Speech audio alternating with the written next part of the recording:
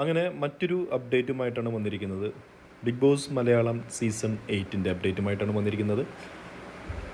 പുതിയ ഒരു ന്യൂസ് എന്താണെന്ന് വെച്ച് കഴിഞ്ഞാൽ, ആദ്യമായിട്ട് ബിഗ് ബോസ് മലയാളം സീസണിൻ്റെ സെറ്റ് നമ്മളുടെ കൊച്ചിയിൽ വരികയാണ്. അതായത് കേരളത്തിൻ്റെ മണ്ണിലേക്ക് വരികയാണ്. ഇതിനു മുമ്പുള്ള സീസണുകളിലെല്ലാം ബിഗ് ബോസ് നടന്നിരുന്നത്, അല്ലെങ്കിൽ എൻ്റെ ഷൂട്ട് നടന്നിരുന്നത് മദ്രാസിലോ അല്ലെങ്കിൽ ചെന്നൈ അല്ലെങ്കിൽ ബോംബെ അല്ലെങ്കിൽ ഈ വക സ്ഥലങ്ങളിലാണ് ഫുള്ള് പരിപാടികൾ നടന്നിരുന്നതെങ്കിൽ ഇപ്രാവശ്യം വളരെ പുതുമകളോട് കൂടിയിട്ടാണ് ബിഗ് ബോസ് മലയാളം 8 വരുന്നതെന്ന് നിങ്ങൾക്കറിയാം. അതിൻ്റെ ആദ്യപടി എന്നോണം ഒരു അഗ്നിപരീക്ഷ എന്ന് പറയുന്നൊരു സെഗ്മെൻറ്റാണ് വരുന്നത്. കുറേയധികം കോമണേഴ്സിന് ചാൻസ് കിട്ടാവുന്നതും അങ്ങനെ രക്ഷപ്പെടാവുന്നതുമായിട്ടുള്ള ഒരു സെഗ്മെൻറ്റ്. അപ്പോൾ ആ കോമണേഴ്സിൻ്റെ ടെസ്റ്റായിട്ടുള്ള അഗ്നിപരീക്ഷയ്ക്ക് വേണ്ടിയിട്ടാണ് കൊച്ചിയിൽ സെറ്റ് വരുന്നത്. ഇപ്പോൾ അഗ്നിപരീക്ഷ നടക്കുന്നത് കൊച്ചിയിലായിരിക്കും. അവിടെ നിന്നുള്ള സെലക്ഷൻ പ്രോസസ്സ് കഴിഞ്ഞ് ഫൈനലൈസ് ചെയ്തതിന് ശേഷം മാത്രമേ മെയിനായിട്ടുള്ള ബിഗ് ബോസ് ഷോ നടക്കുന്ന സെറ്റിലേക്ക് ഇവർ പോവുകയുള്ളൂ. ഇപ്പോൾ എന്തൊക്കെ പറഞ്ഞാലും ആദ്യ ഒരു പടി എന്ന രീതിയിൽ നമ്മുടെ കേരളത്തിൽ ഒരു ബിഗ് ബോസ് സെറ്റ് വരുന്നത് എന്തുകൊണ്ടും നല്ലതാണ്. ഇനിയിപ്പോൾ ഫ്യൂച്ചർ എപ്പിസോഡുകൾ അല്ലെങ്കിൽ ഫ്യൂച്ചർ സീസണുകൾ മലയാളത്തിൻ്റെ മണ്ണിലേക്ക് അല്ലെങ്കിൽ കേരളത്തിൽ തന്നെ ഒരു സെറ്റിട്ട് എന്തുകൊണ്ട് ചെയ്തുകൂടാ എന്നുള്ളൊരു ആലോചനയിലേക്ക് വേണമെങ്കിൽ ഈ ഒരു അറ്റംപ്റ്റ് വഴി തുറക്കാനുള്ള സാധ്യതയുണ്ട്. അപ്പോൾ എന്തായാലും ഈ മാസത്തോടു കൂടി തന്നെ അഗ്നിപരീക്ഷ സ്റ്റാർട്ട് ചെയ്യും.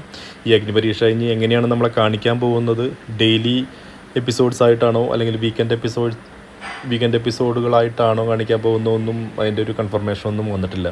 ഇനി പ്രേക്ഷകരുടെ വോട്ടിംഗ് അനുസരിച്ചാണോ സെലക്ഷൻ നടക്കാൻ പോകുന്നത്, അതല്ല ഇനി ജഡ്ജസ് പാനലിൻ്റെ അഭിപ്രായം അനുസരിച്ചാണോ ഒരു ഫൈനൽ ലിസ്റ്റ് പ്രിപ്പയർ ചെയ്യുന്നതെന്നും കൺഫർമേഷൻ അറിഞ്ഞിട്ടില്ല. എനിക്ക് തോന്നുന്നില്ല കൂടുതൽ ഈ കോമണേഴ്സിനെ പ്രേക്ഷകർക്ക് മുന്നിലേക്ക് എക്സ്പോസ് ചെയ്യുമെന്ന്. കാരണം അങ്ങനെ ഒരു എക്സ്പോസ് ചെയ്ത് കഴിഞ്ഞാൽ അവരുടെ ഗെയിം പ്ലാനെ തന്നെ അത് ബാധിക്കും.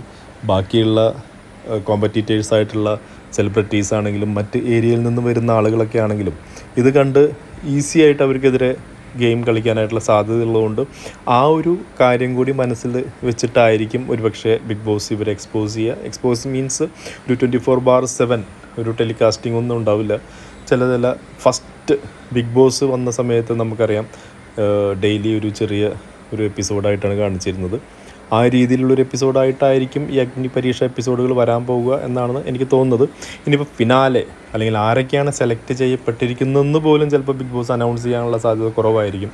അത് ഒരു ബിഗ് ബോസിൻ്റെ മെയിൻ എപ്പിസോഡ് ഇപ്പോൾ സെപ്റ്റംബറിൽ സ്റ്റാർട്ട് ചെയ്യുന്ന സമയത്തായിരിക്കും ആരൊക്കെയാണ് ആ ലിസ്റ്റിൽ കടന്നുകൂടിയിരിക്കുന്നതെന്ന് ചിലപ്പോൾ ലാലേട്ടനായിരിക്കാം അനൗൺസ് ചെയ്യുന്നത്.